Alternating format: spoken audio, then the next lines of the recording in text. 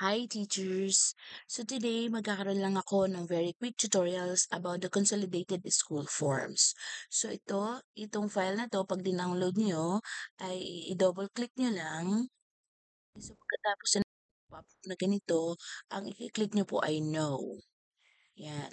Tapos ganito na po yung magiging interface sa inyo dyan. So, pwede nyo basahin dyan yung about the tool. Pwede namang hindi na po. Didiretso na tayo dito sa encoding. Dito po sa encoding, kailangan yung fill in po lahat ito. Ngayon dito sa mga students natin, pwede na nating i-copy paste na lang mula sa ating SF1. Yan. So, sa home dito, meron ditong SF1. So, itong SF1, galing lang din po yan mismo doon sa SF1 na download din natin. So, pwede kayong mag-download yan ng SF1 ninyo. Like ako, sige, kuha lang ako ng SF1 ko. Okay, so, maghanap ako ng aking SF1 na na-open ko na. Okay, hanap lang ako muna sandali. Okay, ito, SF1 ko. Yan. So, ang gagawin ko dyan, ito sa parang inverted triangle na to dito. I-click ko yan para ibig sabihin yan, lahat ay ikakopy niyan mula sa taas. Yan, dito sa pinakadulo nito. Kakopy ko siya, like Control C.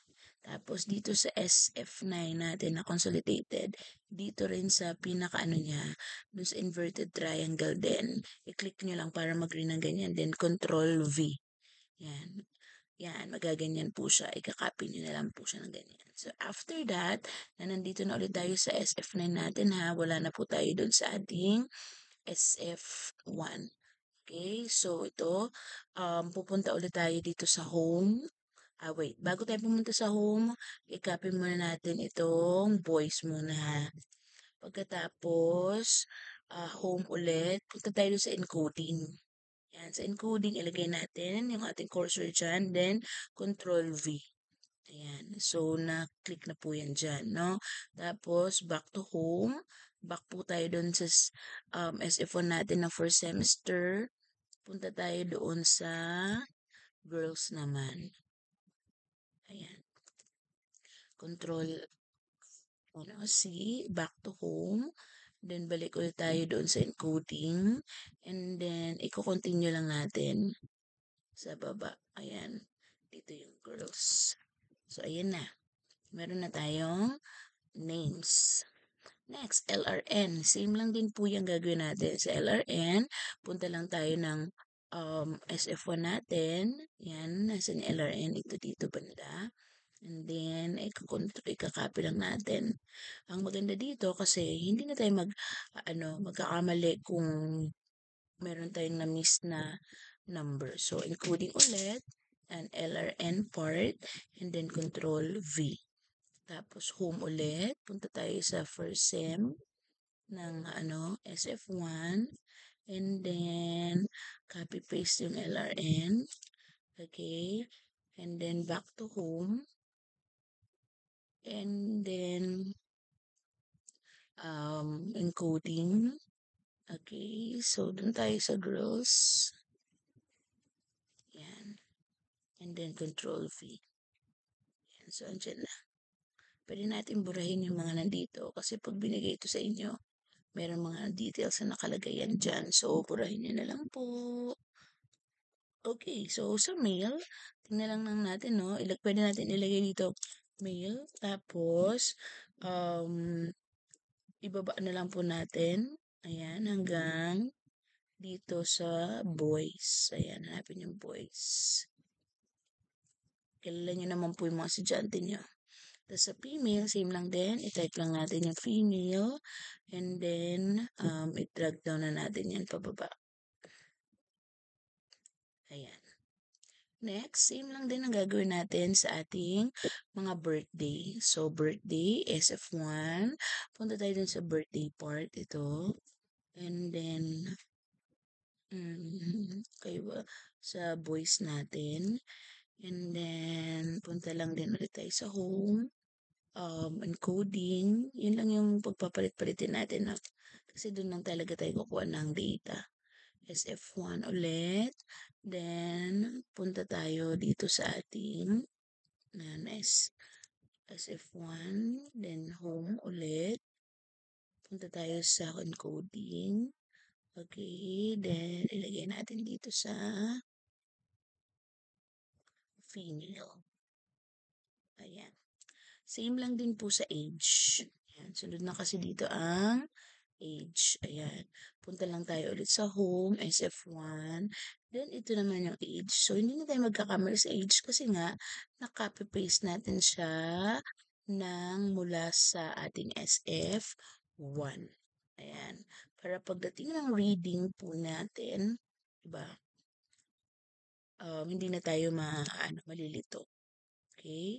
Tapos last na po sa girls ulit ang ating age. So basically, ito lang naman yung mga kailangang information natin doon sa ating SF9 and SF10 kasi na-consolidated ito ginagawa po natin. Okay, alyansa. Alright, so ito dito namang subjects, hindi nyo na po kailangan itong kasi nandito na po lahat. Kung wala naman po dyan yung subject offering po ninyo sa section ninyo, actually pwede kayong magdagdag ha. Pwede po kayong magdagdag hanggang dito sa baba. Ayan. Pwede natin idagdag yan. Magtanggal lang tayo dyan ng mga doble-doble. May mga doble-doble dyan po kasi. Kagaya nitong dyan ba, mayroon na po dyan ba sa babtaas. Ito, meron na nitong computer science, computer system. Tanggalin na lang po natin, delete, nadi-delete naman po siya. Ito, delete na lang po. Tapos, idagdag tayo dyan kung ano man yung nawawala natin, di ba? Ilalagay lang natin. Hindi naman po siya nakalak. Ayan, yan sa subject natin. And then next, pasensya na kayo may pusa. Ito, wag na natin i-edit yun kung core or applied. Yan, kasi kasama siya sa magiging option yung mamaya. Next dito sa summary of attendance, yan lagyan na lang natin kung ilan po yung attendance ng mga bata, kung lalagyan niyo po ng absent. Dito yung pinakauna kung ilan po yung kanilang yung number of dates. Ayan, kung ilan lahat. Next, sa homeroom guidance, meron dun nakalagay sa card. Lagyan na lang po natin. Okay, or autofill nyo na lang po hanggang pababa kung pare-pareho lang din naman yung binibigay po natin. First quarter hanggang second quarter, ganun. Name of school, actually itong violet na to for junior high information. So, kailangan kasi yan para sa SF10. Pero kung kuhaan pa lang naman po ng card, wag na muna nating lalagyan. Diba? So, next time na lang natin gawin. Yan, para kapag may time na po tayo na hindi pa kailangan nung SF10. Ayan. Next, ito na mga grade 11 information. Yung ngayon yan, kasi kailangan nila ng card, di ba? So, babaguhin nyo lang yung school year nila, section nila, ayan, kung anong track or strand, yan yung babaguhin po natin. So, sa grade 12 naman po, kung kayo po ay grade 12, yan, ilagyan na lang po natin ito. Pero kung 11 po kayo, pwede nyo po yung i-delete. Ayan. Tapos, syempre, magbabago tayo ng advisor. Itong principal, baguhin nyo na po kung iba yung principal nyo po. Tapos, ito wag nyo na muna pong lalagyan. So, yun lang naman po. No? Tapos, pag natapos na natin lahat yan, pwede na tayong pumunta dun sa home ulit. Tapos, pumunta na tayo dun sa ACR. Dito kasi sa ACR natin, dito tayo maglalagay ng mga grades. Ayan. Automatic na po dito, no? Kung ano yung nilagay natin dun sa encoding, nandito na rin po siya. Nandito na rin po yung inyong pangalan. Okay? Naging yung kung kayo advisor, pangalan ng school ninyo, school ID, ayan. Dito napapansin ninyo, naka-orange po siya. Ibig sabihin, kailangan yung lagyan ng data. So, gaya na yan. Anong school year na yan? 2020, 4 to 2025. So, mawawala yan kapag nalagyan nyo na. And then, yung ating section. So, grade and section, grade 12. Ako, grade 12 ako. Okay, ICT, team, bakit team, Berners-Lee. Ayan, mawawala na siya pag So, parang reminder yun, no, na kailangan yung palitan niya. Okay, so mula dito, sa na to, dito muna tayo. Pipili naman kayo kung ano yung tawag dito, subject offering ng class ninyo, ng advisory class ninyo. So, make sure lang na kung ano po yung pagkakasunod-sunod na gagawin ninyo dun sa card, di po pagkakasunod-sunod dito. So, basically, nag-start ito sa core. Core subjects, and then applied subjects, and then yung specialized subjects. So, kagaya ko, for example, ang aking mga core subjects offering ngayong ano sa mga bata ay ayan, 21st. Ayan, meron din akong ano dyan. Else, hanapin ko lang. Ayan. Tapos meron ito, yan. Basta ganun yung pagkakasunod-sunod, no? Uunahin nyo muna yung core subjects, and then yung applied subjects, and then yung inyong specialized. So, ako, ang specialized ko ay computer system. Okay? So, pag nalagyan na natin dito, make sure ha, ito yung pagkakasunod-sunod yung mamaya sa card. Like, for example, kung ano yung nilagay natin dito, ayan, home, ito rin yung ilalagay natin dito sa back ng SF9, ng card na natin. Ayan o. Core, di ba? Mauuna yung core. Tapos ilang applied yung meron kayo dyan. Actually, may ano to eh, drop down. Ayan. Tap, mhm. Okay. Tapos ito naman ay, ano po, else. Ayan. So, ayan, magaganyan yan, ha? Ayusin na natin mamaya. Tapos, punta tayo sa home. Okay, punta tayo ulit dun sa ECR. Ayan. So, itatype na natin dyan yung mga grades sa mga bata. Halimbawa, 99, first grading pa lang, no? So, hindi naman nagpapakita dyan yung ano, kapag, halimbawa, ayan, first grading pa lang. Nakakalimutan ko. Delete. Okay. Ayan. Why keep on forgetting yan? Nakakatawa. Parang gusto ko mag-type ng mag-type kasi. Okay. Ayan. Mhm. For example lang to ha. Usually daw kasi ang grade 11 ay merong I'm na subject kaya nilagyan ko. So, ang kagandahan nito, meron na siyang overall, general average, and then may ranking na siya.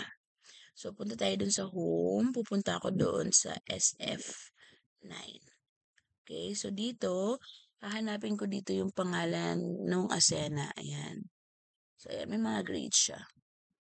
Okay, so napagkasunduan kasi na wala tayong average dito sa first quarter, second quarter. Dito yan sa finals. Magkaka-average. So, paano siya magkaka-average doon? Pag pumunta tayo dito, pag nilagyan na natin to, halimbawa, yan, lalagyan ko lang siya.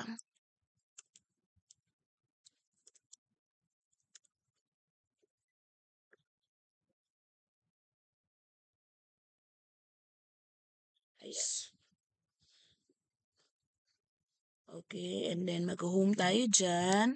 And then, pagka-home natin, punta ulit tayo sa back ng SF9. Yan, nakita natin dito. Lumalabas na itong mga to. So, basically, ang mangyayari po, kapag wala muna itong nasa second quarter, blank po muna yan. So, i-delete natin. Make sure to use delete ha. Huwag kayong maglalagay na ano. Minsan kasi ni-enter lang natin para nadidelete talaga yung numbers. Para hindi nagkakaroon ng error. So, ito, ayan, home, SF9 back. So, ayan na siya. Okay. So, ang ginawa ko, bakit dalawaan siya dito? Para pag nag-print po tayo kasi. Ayan, pag nag-print tayo, ayan, Control P. Ayan, ganito po siya. Dalawa ng ano, dalawa na pong bata. Ayan, tapos sa front naman nito, ayan, automatic na rin po siya. Titingnan natin, no? Na-protect ko pati ito. So, kailangan ko siyang i-unprotect. Okay. So, wait lang. Unprotect muna natin para mapakita ko po sa inyo. Okay. So, ito, dito, Asena, ayan, mag-automatic na siya. Ito yung sinasabi ko sa inyo kanina. Ayan, and then, ito. Ayan, so makikita natin yan dyan. Okay? Tapos, yung back ulit niya, and protect ko lang din para maipakita ko sa inyo yung ano. Ayan. Itong core subject, madadrag down nyo yan siya dyan. Pero gaya nga nasabi ko sa inyo, mauna lagi yung core, then applied. So ito, madadrag down nyo rin dyan kung ano yung subject na nasa unahan nyo kanina sa ACR. Okay, ako yung una ko kanina ay yung 21st century. Hanapin ko lang, ayan. So, andyan na siya. Tapos dito yung grade, automatic na siya. Okay? So, ganun din yung gagawin natin dito. And so on and so forth. Yan. Yung mga ganyan. Same na same lang din naman siya. No? Tapos, pwede natin siyang i-print. Tignan natin, no? Yung ating SF na yun sa harap, pag-print natin, ganyan.